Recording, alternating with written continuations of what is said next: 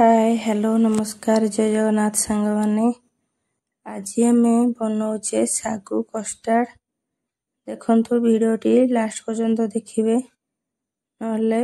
एपट सेपट हो गले जापर सागु कस्टार्ड आम बर्तमान देखुवे पैन रे क्षीर मु उषुम कर गरम करनेली तापर को मुठी गोटे पैन रे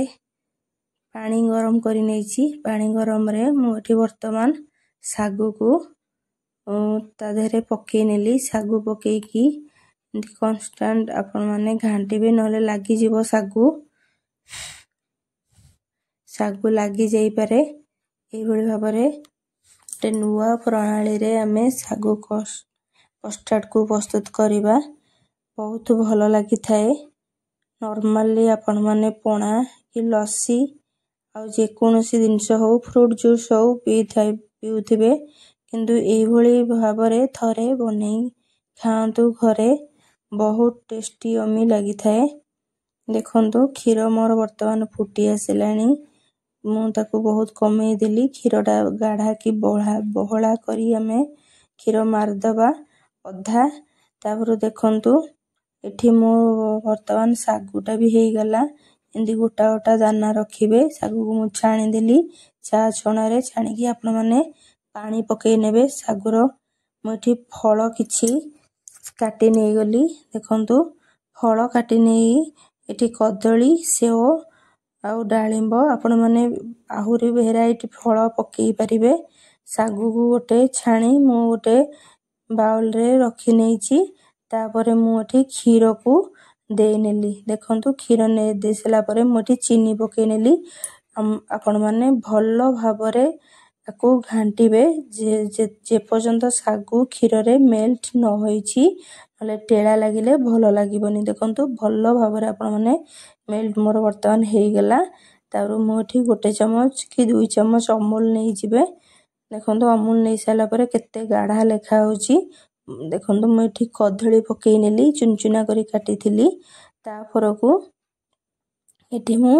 किछि डाळिंब आ सेव को पकई नेली विभिन्न प्रकार फ्रूट्स भी आपण माने नै परिबे आपण माने हो जो अंगूर हो कि पाइनएप्पल हो जहा भी हो आपण माने लीचू स्ट्रॉबेरी एरा सब नै परिबे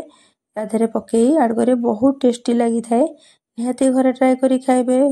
घर लोक देबे आ उपास बार मन करे तो ई सब जिंस खाइले आहुरी भलो लागि थाए देह को हेल्दी भी जिंसटा भी लागे छोटो पिला मन को देबो छोटो पिलारू बड़ पर्यंत आराम रे को खाई परिबे देखंतु केते सुंदर होईची जिंसटा एने वर्तमान मु एठी किसमिस जोड़े पकेबे आपण मन घरे जहा भी थबो काजू भी थाई पारे आलमंड पिस्ता ए सब आपण माने पकेई पारे ड्राई फ्रूट्स चेरी ए सब पकेई परिबे मु एठी बॉर्नविटा पकेई नेली आर कस्टर्ड पाउडर नथिला जेतु मु एठी कलर टिके पई बॉर्नविटा पकेई गुळे नेली आर कलरटा आहुरी भलो देखा जिवो गाहाड भी हेई जिवो आ सर्व कला बेले आपण माने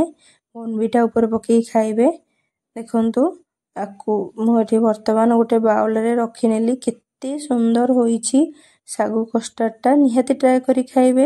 जदि भिडियोटी भलो लागिथिबो लाइक शेयर कमेंट करिवे चैनल टाको भी सब्सक्राइब करिवे देखंतु